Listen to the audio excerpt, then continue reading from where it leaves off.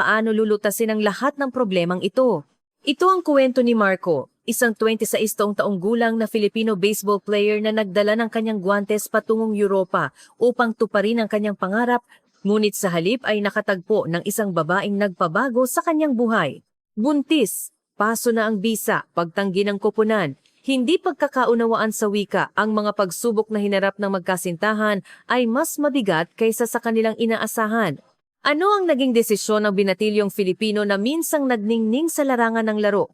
Pakinggan natin ang kwentong ito ng pag-ibig na umabot sa mahigit 7,000 kilometro. Lumaki si Sophie sa Bruges, isang lungsod sa hilagang bahagi ng Belgium. Para sa mga turista, ang sinaunang bayang ito mula pa sa gitnang panahon ay puno ng romansa, ngunit para sa kanya, ito ay isang pamilyar at ordinaryong araw-araw. Si Sophie, na nagtapos sa psikolohiya at counseling, ay malapit nang matapos ang pag-aaral. Lahat ng kaibigan niya ay nagpaplanong pumunta sa Brussels o Paris para maghanap buhay, ngunit nag-aatubili siyang iwanan ang komportable at mainit na apartment ng kanyang mga magulang. Ang hapunan ng pamilya tuwing Sabado at Linggo ay nagbibigay sa kanya ng kapayapaan. Isang araw, nakakita si Sophie ng isang post sa isang language exchange app. Ang nag-post ay nagpakilalang isang baseball player mula sa Pilipinas na naghahanap ng pagkakataong makapag-practice sa Belgium habang nag-aaral ng Dutch. Dahil sa kuryosidad, nagpadala si Sophie ng mensahe. "Kumusta? Komportable ka ba sa buhay sa Belgium?" Agad siyang sinagot. "Pinipilit ko pa ring mag-adjust. Pakiramdam ko ay nag-iisa ako dahil hindi ako makaintindi ng wika." Ang tapat na sagot na ito ay tumagos sa puso ni Sophie. Pagkalipas ng ilang araw, nagkita sila sa isang maliit na kainan sa sentro ng Bruges. Pagdating ni Sophie, nakaupo na si Marco, nakatingin sa labas ng bintana. Matangkad siya ngunit mukhang kinakabahan. Pagkakita kay Sophie, agad na tumayo si Marco at inabot ang kamay. "Kumusta? Ako si Marco." Ang Ingles niya ay hindi maayos, ngunit ang kanyang mga mata ay tapat. Umorder sila ng kape at nagsimula silang magkwentuhan. Ikinuwento ni Marco na naglaro siya sa Amateur Baseball League sa Pilipinas at nagtungo sa Belgium dala ang pangarap na umunlad sa Europa, ngunit ang katotohanan ay malupit. Nagtitraining siya sa isang amateur baseball club, ngunit ang language barrier at pagkakaiba sa kultura ay nagpahirap sa kanyang pag-adjust. "Sa totoo lang, minsan pinagsisisihan ko," bulong ni Marco. "Kung nanatili lang ako sa Pilipinas, may pamilya at mga kaibigan man lang sana akong kasama." Habang nakikinig si Sophie, nakaramdam siya ng awa. Wala siyang lakas ng loob na iwanan ang kanyang bayan habang ang lalaking ito ay naglakbay ng mag-isa sa isang dayuhang bansa upang sundan ang kanyang pangarap. Mula noon, madalas silang magkita. Tinuruan ni Sophie si Marco ng mga pangunahing kaalaman sa Dutch at Pranses. Si Marco naman ay nagbahagi ng kultura at pagkain ng Pilipinas. Sa simula, magkaibigan lang sila, ngunit sa paglipas ng panahon, dahan-dahang namuo ang isang kakaibang damdamin sa pagitan nila. Kapag kasama ni Sophie si Marco, nawawala ang pakiramdam ng kalungkutan. Kapag kausap ni Marco si Sophie, lagi niyang nakakalimutang lumipas ang oras. Isang gabing taglamig, naglakad-lakad sila sa tabi ng kanal. Ang mga snowflake ay dahan-dahang nahulog sa mga kalye ng Bruges na parang isang tanawin sa fairy tale. Maingat na hinawakan ni Marco ang kamay ni Sophie. "Sophie, dahil sa'yo, nagsisimula ko ng mahalin ang Belgium." Naramdaman ni Sophie na nagiinit ang kanyang pisngi. Nang gabing iyon, kinumpirma nila ang kanilang damdamin para sa isa't isa. Ngunit alam nilang pareho na hindi magiging madali ang relasyong ito. 3 buwan na lang ang natitira sa visa ni Marco. Hindi pa nagbibigay ng huling sagot ang baseball club. At malamang na hindi tanggapin ng mga magulang ni Sophie ang pakikipag-ugnayan ng kanilang anak sa isang dayuhan. Sa kabila nito, pinahalagahan nila ang bawat sandali. Pagkatapos ng training ni Marco, pupuntahan niya si Sophie. Dinala naman siya ni Sophie upang tikman ang iba't ibang pagkaing Belgian, lalo na ang tsokolate at waffles. "Meron din kaming pancakes sa Pilipinas, pero ito, grabe, ang sarap," sabi ni Marco nang may kasiyahan. Habang tinitingnan ni Sophie ang kanyang masayang mukha, napuno ng kaligayahan ang kanyang puso. Ngunit isang araw, dumating ang isang masamang balita. Tinawag ng coach ng club si Marco sa opisina. Patawad, humaharap sa problema sa pananalapi ang club at naubos na rin ang kota para sa mga dayuhang manlalaro. "Sa totoo lang, hindi mo rin naabot ang aming inaasahan." Natigilan si Marco. Ang pangarap niyang European baseball ay biglang gumuho. Nang gabing iyon, nagkita sila ni Sophie at sinabi niya ang lahat. "Sophie, hindi ako natanggap. Kailangan ko na yatang bumalik sa Pilipinas." Nangingilid ang luha niya. Hinawakan ni Sophie ng mahigpit ang kamay ni Marco. Marco, may iba pang paraan. Mag-iisip tayo. Ngunit ang katotohanan ay malupit. Napakahirap na pahabain ang visa. Imposibleng makahanap ng ibang koponan sa maikling panahon. Unti-unting nawala ng pag-asa si Marco. Sa sandaling iyon, isang mas malaking bagay ang nangyari. Marco, mahinang sabi ni Sophie, yata'y buntis ako. Ang mundo ay tila huminto. Natigilan si Marco, hindi makapagsalita, blanko ang kanyang isip at malakas ang pintig ng kanyang puso. Si Sophie, nanginginig ang boses, ay nagpatuloy. Nagpa-check up na ako sa ospital, sigurado na. Niyakap ng dalawa ang isa't isa ng tahimik at umiyak. Ang damdaming pinaghalong tuwa at takot ay bumaha. Hinawakan ni Marco ang kamay ni Sophie. Sophie, papanagutan ko ito. Aalagaan ko ang ating anak. Si Sophie, puno ng pag-aalala, ay nagtanong, Marco, wala kang visa, wala kang trabaho. Paano na lang ang mga magulang ko? Ang mga problemang pangrealidad ay nagtambak. Kinabukasan, nagdesisyon si Marco. Nagpasiya siyang talikuran ang baseball at maghanap ng trabaho sa Belgium upang panagutan si Sophie at ang kanilang anak. Ngunit ang paghahanap ng trabaho ay hindi madali. Hindi siya matatas sa wika at wala siyang alam sa job market ng Belgium. Gumising si Marco araw-araw nang maaga at naghahanap ng mga anunsyo ng trabaho. Restoran, pabrika, bodega, hindi niya pinalampas ang anuman. Sa wakas, nakakita siya ng isang logistics company na nagre-recruit ng assistant. Hindi ito nangangailangan ng labis na kasanayan sa wika. Agad na nagpasa ng resume si Marco. Pagkalipas ng ilang araw, nakatanggap siya ng abiso para sa interview. Kinakabahan siyang nagpunta sa kumpanya. Ang interviewer ay isang lalaki sa katanghaliang gulang na nagngangalang Peter. May karanasan ka ba sa bodega? Tanong ni Peter sa Ingles. Wala akong formal na karanasan, pero nagtrabaho ako bilang kargador manual laborer sa Pilipinas. Kaya ko ang pagbubuhat at mabilis akong matuto. Tapat na sagot ni Marco. Tiningnan ni Peter ang matipunong pangangatawa ni Marco at tumango. Sige, maaari kang magsimula sa isang buwang probation. Tuwang-tuwang umuwi si Marco at sinabi kay Sophie, Sophie, may trabaho na ako. Kahit assistant lang sa bodega, makakabuhay man lang kami. Umiyak si Sophie. Marco, salamat. Gayunpaman, nang malaman ng mga magulang ni Sophie na buntis ang kanilang anak, nagalit sila ng husto. Nagmamadaling pumasok ang ama sa apartment ni Sophie at nang makita si Marco, agad siyang nagtanong. Sino ka? Sino ka para buntisin ang anak ko? Pananagutan? Wala kang ang visa. Paano mo siya bubuhayin? Umiiyak din ang ina.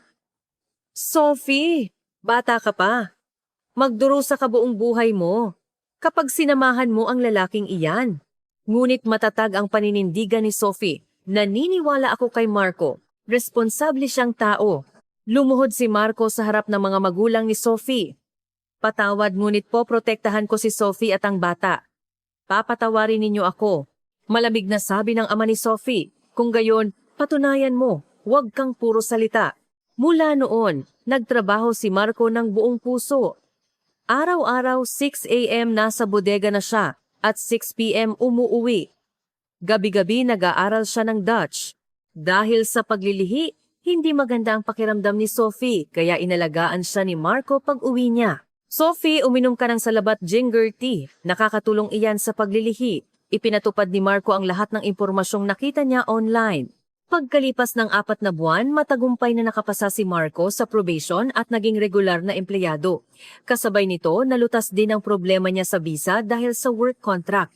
Tumawag si Marco kay Sophie. Sophie, regular na ako. Mayroon na tayong stable na trabaho. Umiyak si Sophie sa kabilang linya. Sa pagkakataong ito, luha ng kaligayahan. Si Marco ay nagtrabaho bilang warehouse assistant sa isang malaking logistics center sa labas ng Bruges. Ang kanyang trabaho ay magbubuhat ng mga kalakal at mag-aayos ng inventaryo. Sa unang araw ng trabaho, kinakabahan at nasasabik siya.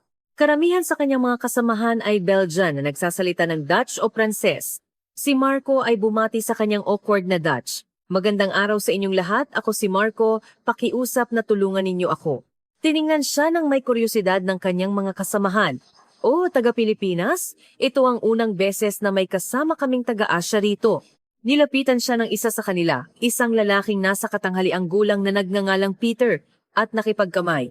Ako si Peter, 10 taon na akong nagtatrabaho rito. Huwag kang mag-atubiling magtanong kung may problema ka. Nagpasalamat si Marco at tumango. Nakahinga siya ng maluwag dahil mayroong mabait na nagbigay pansin sa kanya. Ang trabaho ay mas mahirap kaysa sa kanyang inakala. Ang pagbubuhat ng mabibigat na kahon ay paulit-ulit na ginawa araw-araw. Ang pagtatrabaho sa lamig ng taglamig ay mas mahirap. Ngunit hindi kailanman nagreklamo si Marco. Sa tuwing umuwi siya at nakikita si Sophie na naghahanda ng hapunan habang malaki na ang tiyan, nawawala ang lahat ng pagod niya. Sophie, anong ulam natin ngayon? Sinubukan kong magluto ng Pinoy food. Nahanap ko ang recipe online. Hindi ko alam kung tama ang luto. Tumikim si Marco ng adobo o sinigang at lumuha.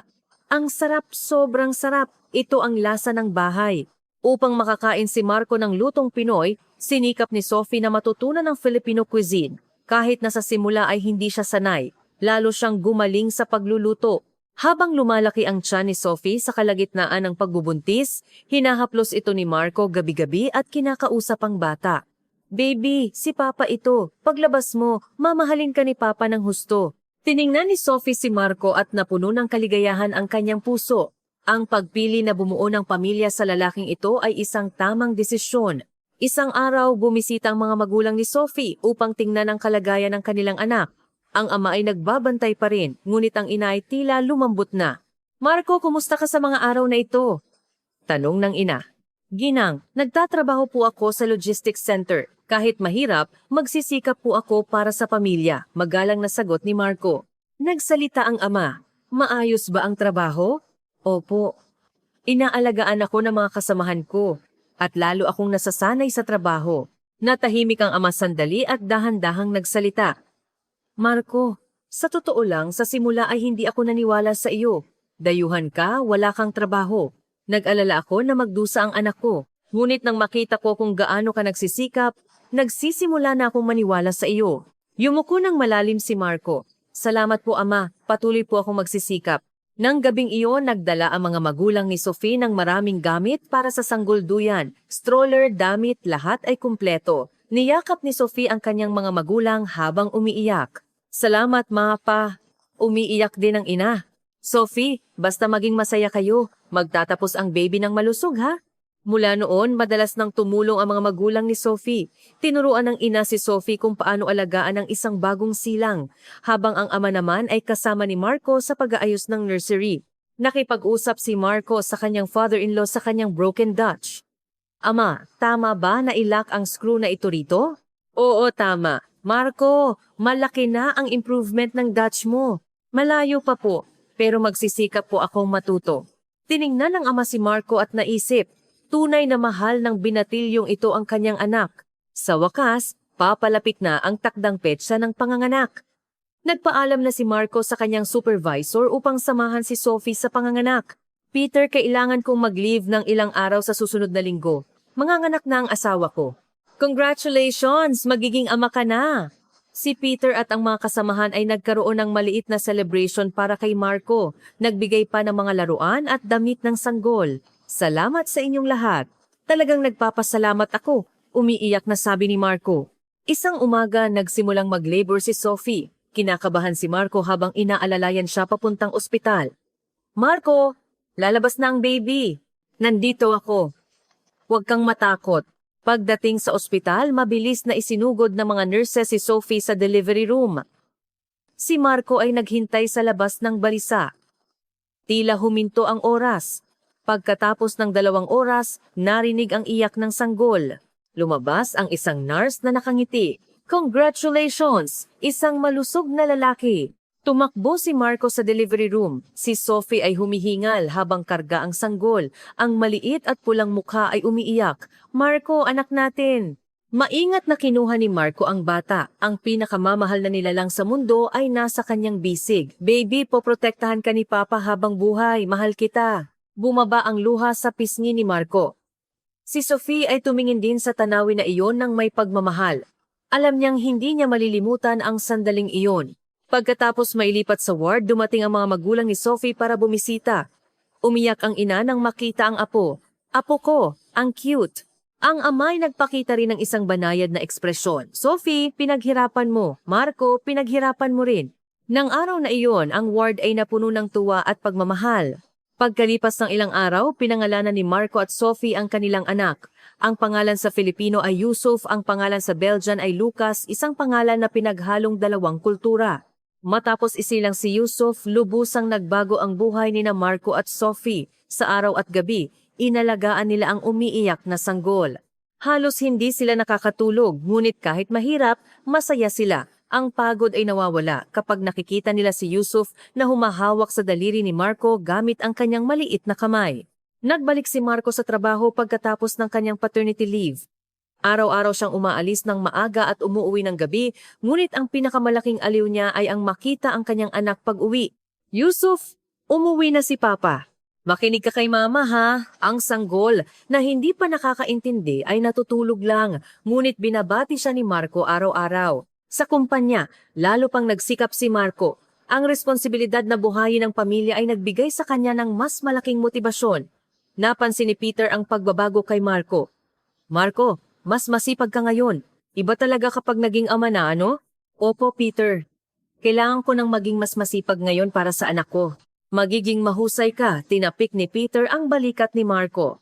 Inalagaan ni Sophie si Yusuf sa bahay. Talagang nakakapagod, lalo na kapag umiiyak ang baby sa gabi. Ngunit si Marco ay agad na tumutulong pag-uwi niya. Sophie, ako na, magpahinga ka. Kinuha ni Marco si Yusuf. Nagpalit ng diaper. Nagpainom ng gatas. Ginawa niya ang lahat.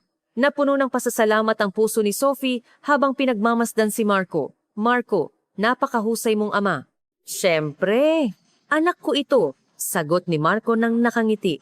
Isang araw, nagkaroon ng maliit na pagtatalo ang dalawa dahil sa kakaibang kultura ng pagpapalaki ng bata sa Belgium. Noon ay isang malamig na araw ng taglamig. Nang dumating ang ina ni Sophie, sinabi niya, Sophie, maganda ang panahon ngayon. Ilagay mo si Yusuf sa stroller at patulugin sa labas. Nagulat si Marco. Ginang, sub-zero ang temperatura ngayon. Magkakasakit ang baby. Ngunit ngumiti ang ina ni Sophie at nagpaliwanag. Marco, ganyan ang ginagawa ng mga Belgian. Ang lamig ay mabuti para sa bata at nagpapalakas ng immune system. Hindi makapaniwala si Marco. Sa Pilipinas, imposibleng gawin iyon. Sophie, sigurado ka bang walang problema? Nag-aalalang tanong ni Marco. Marco, ganyan din ako lumaki noong bata ako. Karaniwan lang iyan dito. Si Marco ay nag-aalangan, ngunit tumingin sa paligid. Nakita niya ang maraming magulang na Belgian na naglalagay ng kanilang mga stroller sa labas. Ang mga baby ay nakabalot sa makakapal na damit at natutulog ng mahimbing. Wow, talagang iba. Sa huli, tinanggap ni Marco ang estilong Belgian. Sa simula ay hindi siya mapakali, ngunit nang makita niyang lumaki si Yusuf ng malusog, kumalma siya. Sa ganitong paraan, unti-unting nakasanayan ni Marco ang kulturang Belgian. Sa kabilang banda, natututo din si Sophie ng kultura ng Pilipinas. Tinuruan ni Marco si Sophie tungkol sa mga pista at tradisyon ng Pilipinas. Sa Pilipinas, kapag Pasko, kumakain tayo ng bibingka at mayroong pangangamusta. Ano iyon? Ito ay tulad ng pagpapakita ng paggalang sa mga matatanda at bibigyan kanila ng aguinaldo money gift. Natuwa si Sophie. Kung gayon si Yusuf, kailangan din niya ng aguinaldo sa Pasko? Siyempre, tatanggap siya ng aguinaldo mula sa mga lolo at lola sa Pilipinas. Tumawa si Sophie. Nagdesisyon silang hayaang matanggap ni Yusuf ang kultura ng Pilipinas at Belgium, mag-aral ng Tagalog at Dutch, Pranses, at maunawaan ang mga tradisyon ng magkabilang panig. Lumipas ang panahon. Nag-iisang taong gulang na si Yusuf. Gusto ni Marco na magdaos ng Filipino-style na paghula sa kinabukasan. Sophie, magdaos tayo ng first birthday party para kay Yusuf ha? Paghula sa kinabukasan, tradisyon iyon ng Pilipinas. Ano iyon? Hinahayaan mong humawak ng bagay ang baby para makita ang kanyang magiging interes sa hinaharap? Oh! Agad na sumang-ayon si Sophie. Umupa sila ng isang restaurant sa Bruges at inanyayahan ang mga kasamahan ni Marco, ang pamilya at mga kaibigan ni Sophie at maging ang mga magulang ni Marco na lumipad mula sa Pilipinas. Naiyak ang ina ni Marco nang makita ang apo.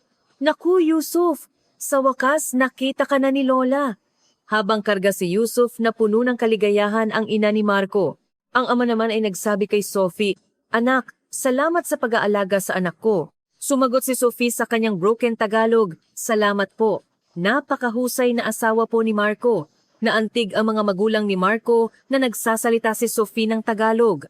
Ang first birthday party ay naging masaya. Naglagay sila ng mga kagamitan para sa paghula sa kinabukasan na Filipino style. Kinuha ni Yusuf ang isang libro. Wow! Ang anak natin ay magiging scholar sa hinaharap.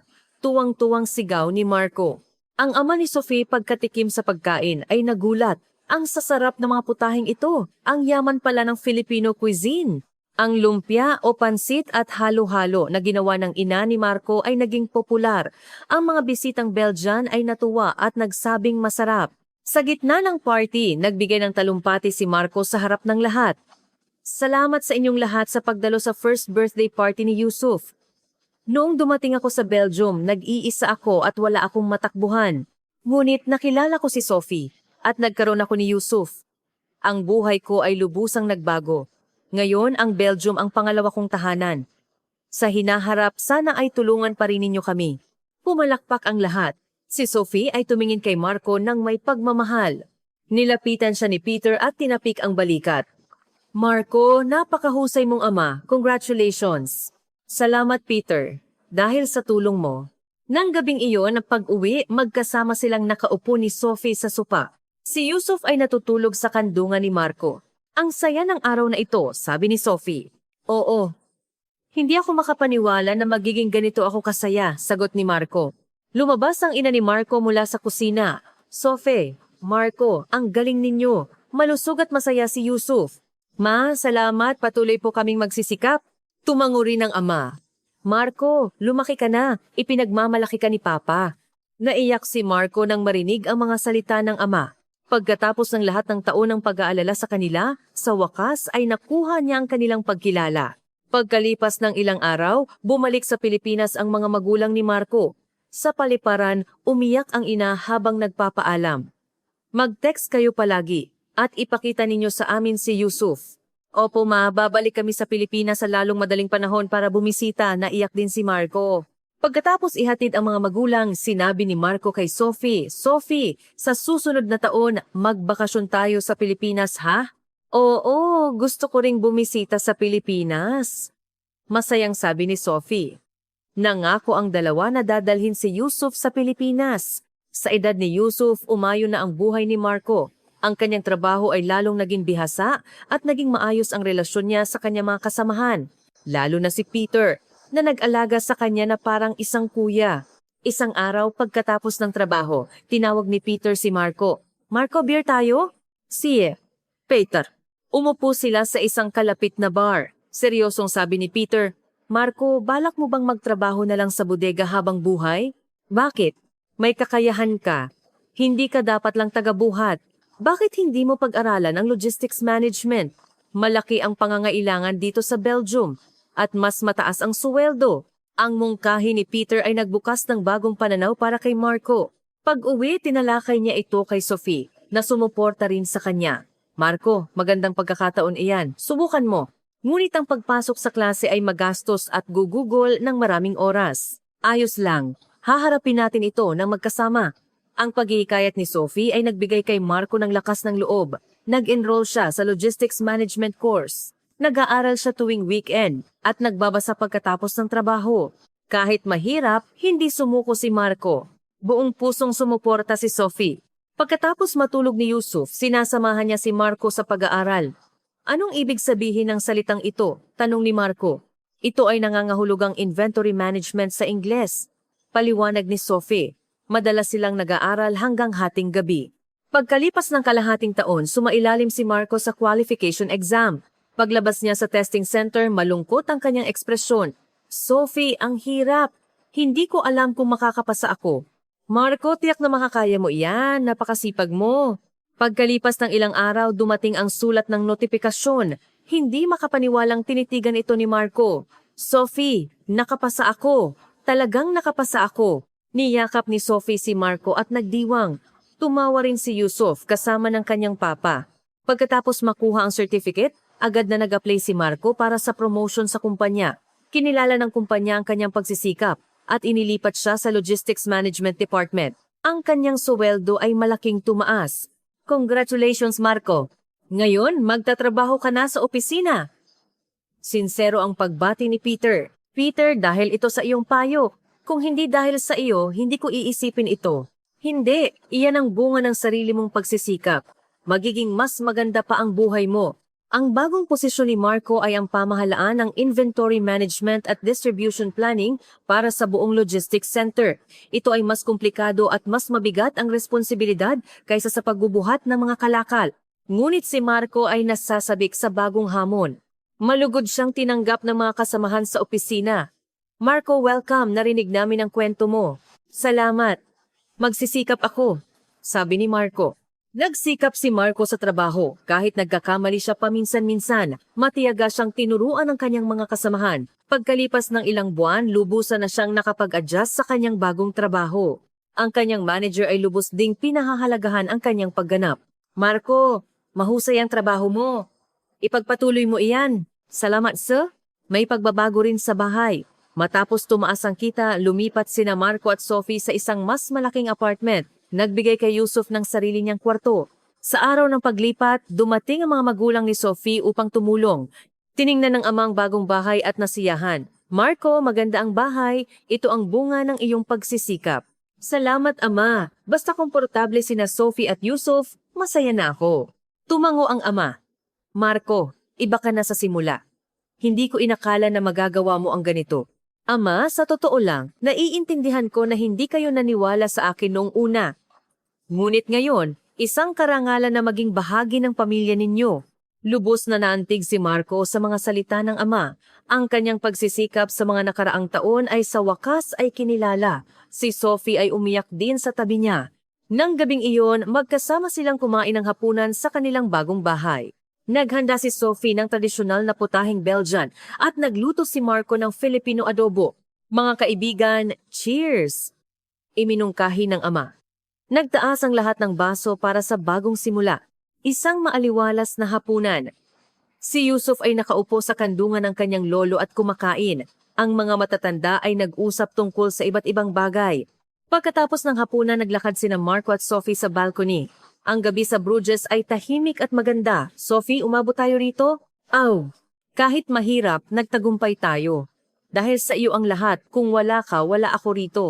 Huwag mong sabihin iyan. Ito ay ating ginawa ng magkasama. Niyakap ng dalawa ang isa't isa. Ang bawat sandali ng kanilang paglalakbay ay lumitaw sa kanilang isipan. Ang kanilang kahiyahiyang unang pagkikita, ang pagkabigla nang malaman nilang buntis si Sophie, ang tuwa sa pagsilang ni Yusuf, at ang kaligayahan ngayon. Ang lahat ay tila isang panaginip. Mula sa loob, narinig ang tawanan ni Yusuf at ng kanyang lolo. Lolo, ulitin mo! Masayang nakikipaglaro ang ama ni Sophie sa kanyang apo, at punong-puno ng kaligayahan ang kanyang mukha. Tiningnan ni Marco ang tanawing iyon at naisip, ito ang pamilya. Iba man ang nasyonalidad, iba man ang wika, ngunit ang pag-ibig ang nagbigkis sa kanila. Nang gabing iyon, sumulat si Marco sa kanyang diary. Lumipat kami ngayon sa bagong bahay. Naaalala ko noong dumating ako sa Belgium, wala akong kahit ano. Ngayon, mayroon akong mahal na pamilya at stable na trabaho. Ang lahat ay parang isang himala. Magsisikap pa ako upang maging masaya sina Sophie at Yusuf. Isinara niya ang diary at ngumiti. Naisip niyang kailangan niyang magpatuloy sa pagsisikap bukas. Sa ganitong paraan, lalong umayon ang buhay ni Marco sa Belgium. Ang pagkilala sa trabaho, ang maayos na pamilya, at ang bawat araw na ginugol kasama ang kanyang mga mahal sa buhay. Ang Belgium ay naging tunay na tahanan para kay Marco. Noong 3 taong gulang si Yusuf, muling nabuntis si Sophie. Marco, magkakaroon ulit tayo ng baby, mahinang sabi ni Sophie. Nagulat at tuwang-tuwa si Marco at niyakap niya si Sophie. Talaga, napakagandang balita. Oo, nagpa-check up ako sa ospital. Sa tingin ko, babae ang ito, sabi ni Sophie habang nakangiti. Talon ng talon si Marco sa tuwa. Si Yusuf, nang makita ang tuwa ng kanyang papa ay tumalon-talon din. Yusuf, magiging kuya ka na. Binuhat ni Marco ang anak at pinaikot-ikot. Kuya? Namamanghang tanong ni Yusuf. Oo. Magkakaroon ka ng kapatid na babae. Si Yusuf ay nalilito pa, ngunit nasasabik siya. Iba ang pangalawang pagbubuntis. Ngayon, may karanasan na sina Marco at Sophie at stable na ang kanilang pananalapi. Ngunit mahirap pa rin kay Sophie ang maging buntis habang inaalagaan si Yusuf. Lalo pang naging maingat si Marco sa pag-aalaga. Pagkatapos ng trabaho, nakikipaglaro siya kay Yusuf at ginagawa ang lahat ng gawaing bahay. Sophie, magpahinga ka. Ako na ang bahala. Marco, salamat. Hindi ko talaga kaya kung wala ka. Pinuri ni Sophie ang pagsisikap ni Marco. Sa kalagitnaan ng pagbubuntis, lumabas ang resulta ng ultrasound. Babae nga! Babae! Sophie! Magkakaroon tayo ng anak na babae! Tuwang-tuwang sigaw ni Marco sa pasilyo ng ospital. Nagulat ang ibang mga pasyente. Ngunit wala nang pakialam si Marco. Pag-uwi, sinabi niya kay Yusuf. Yusuf, may kapatid ka na. Maging mabait kang kuya. Tumango si Yusuf. Kahit bata pa, tila naunawaan niya na mayroon siyang mahalagang papel. Pagkalapit ng takdang petsa, naghanda si Marco ng lubusan. Batay sa unang karanasan, inihanda niya ang lahat ng kailangan. Madalas ding tumulong ang mga magulang ni Sophie. Ang ina niya ay nagluto ng masustansyang sabaw para kay Sophie. Sophie, inumin mo ito. Espesyal na sabaw ito ni Mama. Nagpasalamat si Sophie sa pagmamalasakit ng kanyang ina. Ibinahagi rin ni Marco ang balita sa kanyang mga magulang sa Pilipinas. Ma, magkakaroon kami ng pangalawang anak. Talaga? Lalaki ba ulit o babae? Babae po. Maghanda na po kayo para sa apo ninyong babae. Sumigaw ang ina sa kabilang linya ng tuwang-tuwa. Babae! Gusto ko nang makita ang apo ko. Sa wakas, dumating ang oras ng panganganak. Mas komplikado ang sitwasyon ngayon dahil kay Yusuf.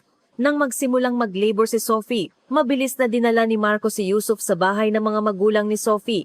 Ama, alagaan niyo po muna si Yusuf. Huwag kang mag-alala, magmadali kayo. Inalalaya ni Marco si Sophie sa ospital. Mabilis na ipinasok ng mga nurses si Sophie sa delivery room. Kinakabahan si Marco sa labas. Kahit na pangalawang beses na ito, kinakabahan pa rin siya. Pagkalipas ng isang oras, narinig ang iyak ng sanggol. Lumabas ang nurse. Congratulations, isang malusog na babae. Nakahinga ng maluwag si Marco at tumakbo sa delivery room. Si Sophie ay pawis na pawis habang karga ang sanggol. Ang maliit na sanggol na babae ay umiiyak. Marco, ang cute ng anak nating babae, hindi ba? Ang ipinakakute sa mundo. Pagkalipas ng ilang araw, lumabas sa ospital sina Sophie at ang baby ng malusog. Sa bahay, si Yusuf ay naghihintay sa pintuan habang hawak ang kamay ng kanyang lolo. Mama! Baby! Niyakap ni Sophie si Yusuf. Yusuf, ito ang kapatid mo. Batiin mo siya. Maingat na tiningnan ni Yusuf ang sanggol. Ang liit. Oo, maliit pa siya ngayon pero mabilis siyang lalaki.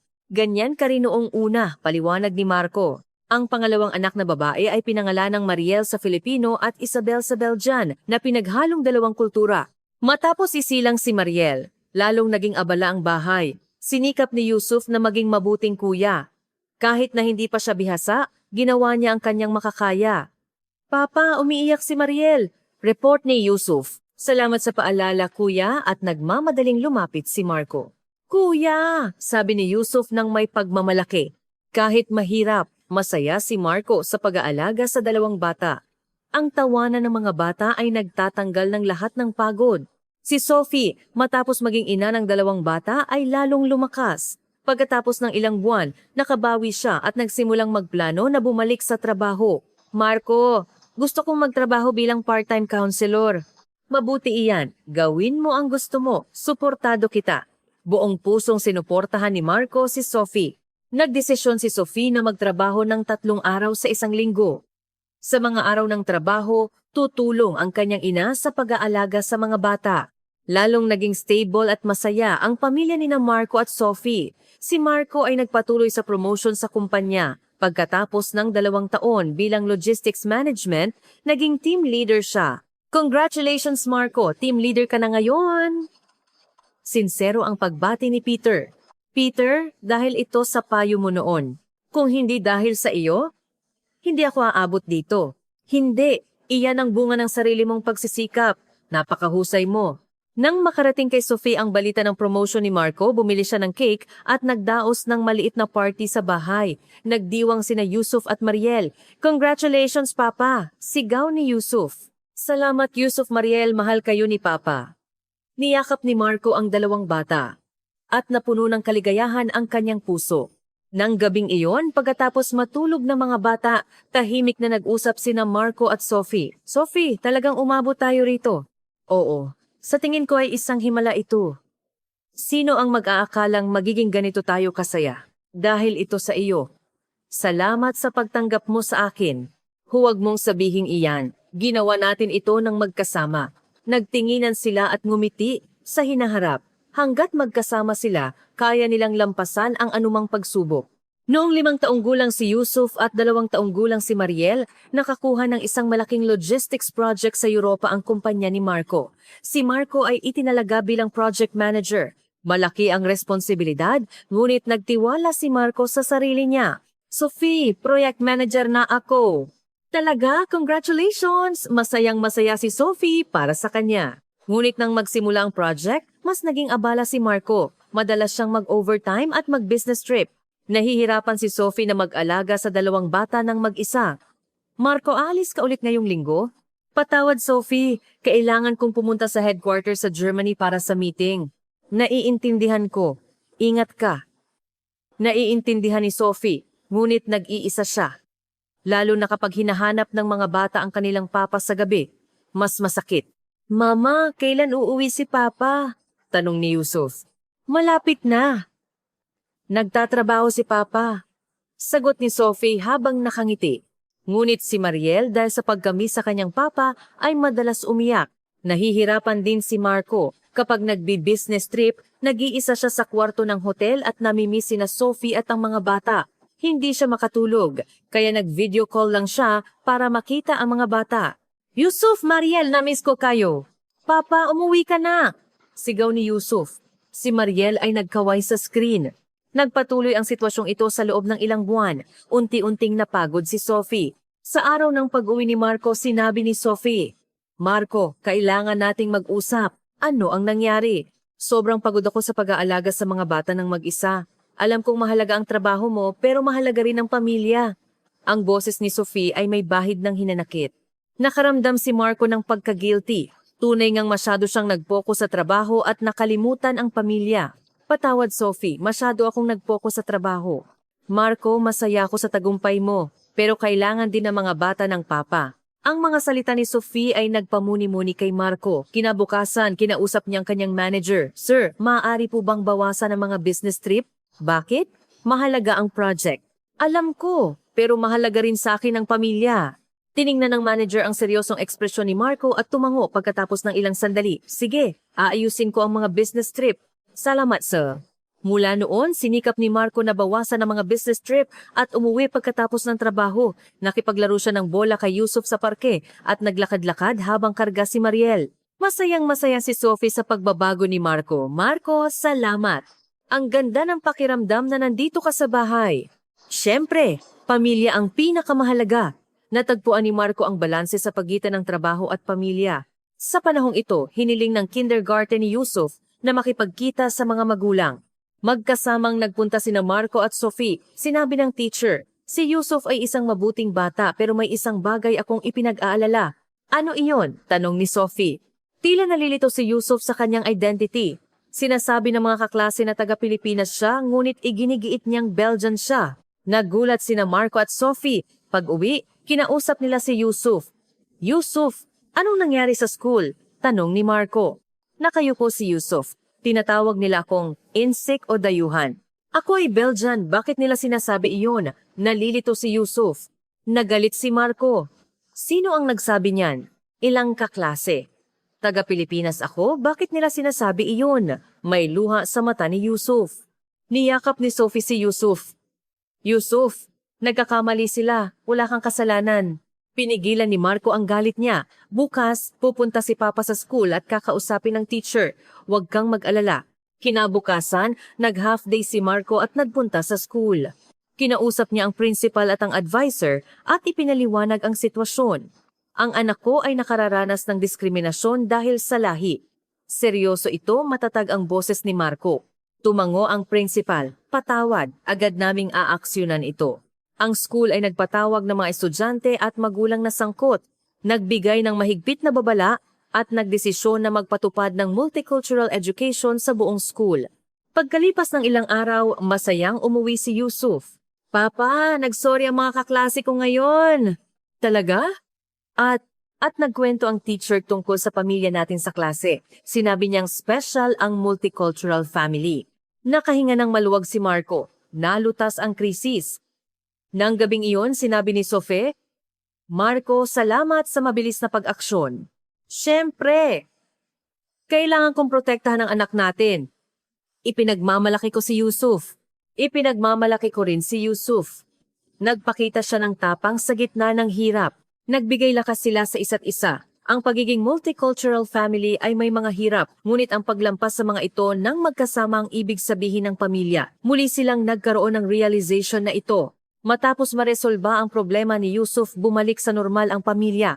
Maayos ang pakikitungo ni Yusuf sa kanyang mga kaklase. Si Mariel ay popular din sa kindergarten. Nagpatuloy si Marco sa pagsisikap sa kumpanya. Lumalaki ang counseling career ni Sophie. Isang araw, nagretiro ang kasamahan ni Marco na si Peter. Nagdaos ng farewell party ang kumpanya. Peter, talagang napakasipag mo, sinserong sabi ni Marco. Marco, isang swerte na nakilala kita. Napakahusay mo, umiyak si Peter. Peter, kung wala ka, hindi ako aabot dito. Maraming salamat talaga. Niyakap ng dalawa ang isa't isa. Ang kanilang pagkakaibigan na tumagal ng higit sa 10 taon ay tunay. Nang gabing iyon, sumulat si Marco sa kanyang diary ng matagal. Nagretiro na si Peter ngayon. Siya ang aking tagapagturo. Noong dumating ako sa Belgium, wala akong alam. At ginabayan niya ako. Nagretiro na si Peter. Ngunit ang kanyang mga turo ay mananatili sa puso ko. Gusto ko ring maging isang taong makakatulong sa iba. Tulad ni Peter. Lumipas ang panahon. Si Yusuf ay nag-aaral na sa high school. Nagsimulang mag-isip ng mas malalim si Yusuf tungkol sa kanyang identity bilang isang teenager. Isang araw habang naghahapunan, nagtanong si Yusuf, Papa, ano ba talaga ako? Taga-Pilipinas o Belgian? Nag-isip si Marco. Yusuf, ikaw ay parehong taga-Pilipinas at Belgian. Iyan ang nagpapaspeyal sa iyo. Pero sa Pilipinas, tinatawag nila akong dayuhan. Sa Belgium, sinasabi nilang taga-Pilipinas ako. Kitang-kita ang pagkalito ni Yusuf. Sumabat si Sophie. Yusuf, gusto ng mundo na uriin ang mga tao, pero hindi mo kailangang ma-frame. Ikaw ay ikaw, si Yusuf. Iyan ang mahalaga. Tama si Mama. Naiintindihan mo ang kultura ng Pilipinas at alam mo ang kagandahan ng Belgium. Iyan ang iyong advantage. Ang mga salita ni Sophie ay nagbigay ng kaunting kapayapaan kay Yusuf. Nagdagdag si Marco. Yusuf, nag-aalala rin si Papa sa identity niya noong una. Ako ay taga-Pilipinas, ngunit kailangan kong manirahan sa Belgium. Ngunit alam ko na ngayon, ang identity ng isang tao ay hindi nakapirmi. Maari mong piliin kung ano ang gusto mong maging. Ganoon din po ba kayo, Papa? Oo. Marami akong pinagdaanan, pero dahil kina Sophie at sa inyo, komportable ako ngayon. Tumango si Yusuf. Ang mga salita ng kanyang mga magulang ay nagbigay sa kanya ng aliw. Pagkalipas ng ilang araw, nagkaroon ng multicultural project presentation sa school.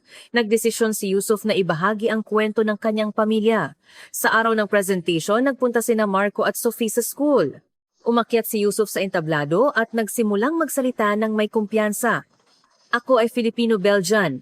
Ang papa ko ay nagmula sa Pilipinas bilang isang baseball player at ang mama ko ay Belgian. Sa simula, nalilito ako sa aking identity. Ngunit ngayon, ipinagmamalaki ko na mayroon akong dalawang kultura. Nararanasan ko ang mga tradisyon ng Pilipinas at ang bukas na kultura ng Belgium. Ang presentation ni Yusuf ay umani ng masigabong palakpakan mula sa mga estudyante at guro. Sina Marco at Sophie ay lumuha habang pinagmamasdan ang kanilang anak. Pagkatapos ng presentation, tumakbo si Yusuf sa kanyang mga magulang. Papa, Mama, kumusta? Ang galing, Yusuf. Niyakap ni Marco ang kanyang anak. Yusuf, napaka-proud ni Mama. Niyakap din ni Sophie ang kanyang anak. Mula noon, ipinagmalaki na ni Yusuf ang kanyang identity. Ang kanyang mga kaklase ay naisip din na special ang background ni Yusuf. 20 taon na si Marco sa Belgium. Sa panahong ito, marami siyang pinagdaanan. Nagtapos si Yusuf ng college sa Pilipinas at nagtatrabaho sa isang kumpanya roon. Si Mariel naman ay nag-aaral sa college sa Belgium, nag-major sa psikolohiya na sinusundan ang yapak ng kanyang ina na si Sophie. Sina Marco at Sophie ay nasa katanghaliang gulang na, ngunit mahal pa rin nila ang isa't isa. Ang kanilang paglalakad na magkahawak kamay ay kasing tamis pa rin ng mag-asawang bagong kasal. Isang araw ng tagsibol, muli nilang binisita ni Sophie ang restoran kung saan sila unang nagkita ang lugar kung saan nagtagpo ang kanilang kapalaran. 10 taon na ang nakalipas. Sophie, naaalala mo ba ito? Siyempre, ang lugar kung saan tayo unang nagkita, umupo sila sa kanilang dating upuan. Kahit nagbago ang paligid, ang atmosphere ng restaurant ay pareho pa rin. Naaalala mo pa ba noong panahong iyon? Tanong ni Marco. Oh, kung gaano ka kahiya-hiya at hindi ka matatas sa Ingles, sabi ni Sophie habang tumatawa. Oo, kinakabahan talaga ako dahil ang ganda mo. Ganoon pa rin ba ang tingin mo? Siyempre. Maganda ka pa rin. Ang mga salita ni Marco ay nagpula sa mukha ni Sophie. Habang umiinom ng kape, inalala nila ang nakalipas na 20 taon. Ang kilig ng kanilang unang pagkikita, ang pagkabigla nang malaman nilang buntis si Sophie, ang tuwa sa pagsilang ni Yusuf at ang lahat ng sandali hanggang ngayon. Marco, nagsisi ka na ba? Maingat na tanong ni Sophie. Hindi kailanman. Ang oras na kasama kita ay ang pinakamalaking regalo sa aking buhay. Ako rin. Salamat sa pagpasok sa buhay ko. Nagkahawak kamay sila. Nang gabing iyon, may surprise party na naghihintay sa kanila pag-uwi. Si Yusuf ay lumipad mula sa Pilipinas at si Mariel ay umuwi mula sa school. Ang mga magulang ni Sophie ay naroon din. Surprise! Ano ito? Nagulat na tanong ni Marco. Ngayon ang ika-20 anibersaryo ng pagdating mo sa Belgium, paliwanag ni Yusuf. 20 taon na pala, tuwang-tuwa si Marco. Ang party ay nagpatuloy ng maaliwalas. Kinuha ni Yusuf ang microphone muna. Papa, ipinagmamalaki talaga kita. Mula sa wala hanggang sa narito ka ngayon, napakahusay mo. Gusto kong maging kasing husay mo. Umiyak si Marco sa mga salita ni Yusuf. Sumunod si Mariel. Papa, mahal na mahal din kita. Sa pagtingin sa iyo na nagpakasakit para sa amin at nagmamahal kay Mama, marami akong natutunan. Gusto ko ring bumuo ng pamilya na tulad nito sa hinaharap. Naantig din si Marco sa mga salita ni Mariel. Nagbigay ng talumpati si Marco. 20 taon na ang nakalipas. Dumating ako sa Belgium nang walang-wala, dala ang pangarap sa baseball. Kahit hindi ito natupad, may mas malaki akong natanggap isang mahal na pamilya, mga kagalang-galang na kasamahan at isang pangalawang bayan. Ang lahat ng ito ay parang isang himala, lalo na kay Sophie, kung wala ka, wala ako rito. Ang pakikipagtagpo sa iyo ay ang pinakamalaking swerte sa aking buhay. Yusuf, Mariel, kayo ang ipinagmamalaki ni Papa. Ipagpatuloy natin ang kaligayahan. Mahal ko kayo. Naantig ang lahat at lumuha. Pagkatapos ng party, umalis ang mga bisita. Naglakad sina Marco at Sophie sa balkoni. Sophie, malayo na ang nilakbay natin. Oo. Ang 20 taon ay parang isang panaginip. Magagawa pa ba natin ito sa hinaharap? Siyempre. Dahil magkasama tayo. Niyakap nila ang isa't isa. Sa ilalim ng mga bituin, ang kanilang pag-ibig ay nagniningning pa rin. Kinabukasan, maagang gumising si Marco at sumulat sa kanyang diary. Ngayon ang ika-20 anibersaryo ko sa Belgium, ang dami nang nagbago. Ang pangarap sa baseball ay hindi natupad, ngunit nakakuha ako ng mas malaking pangarap at ng pamilya na mahal ko. Ito ang tunay na tagumpay. Sa hinaharap gusto kong mamuhay ng masaya kasama ang pamilya ko. Sophie, Yusuf, Mariel, mahal ko kayo. Isinara ni Marco ang diary at tumingin sa labas ng bintana. Ang umaga sa Bruges ay tahimik at maganda. Ang mga taong naglalakad sa tabi ng kanal, ang mga bata na nagbibisikleta, ang mga taong umiinom ng kape sa mga cafe. Ang mga tanawin na ito ay pamilyar na kay Marco. Ngumiti si Marco at naisip, ito ang bahay. Ano man ang nasyonalidad o pinagmulan, ang lugar na may mga mahal sa buhay ay ang tunay na tahanan. Dito nagtatapos ang kwento. Anong inspirasyon ang ibinibigay sa atin ng kwento ni Marco at Sophie? Hindi dumating ang pag-ibig ayon sa plano. Lumitaw ito sa hindi inaasahang lugar, sa hindi inaasahang oras. Si Marco ay nagpunta sa Belgium upang tuparin ang kanyang pangarap sa baseball, ngunit nakakuha siya ng isang mas malaking bagay, isang mahal na pamilya.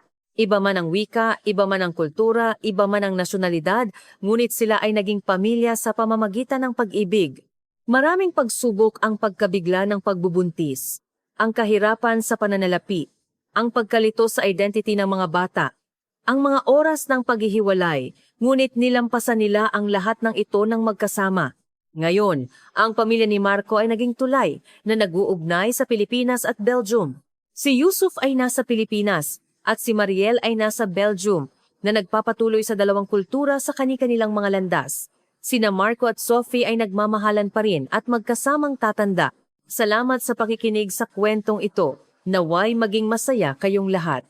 109, 8 secondes.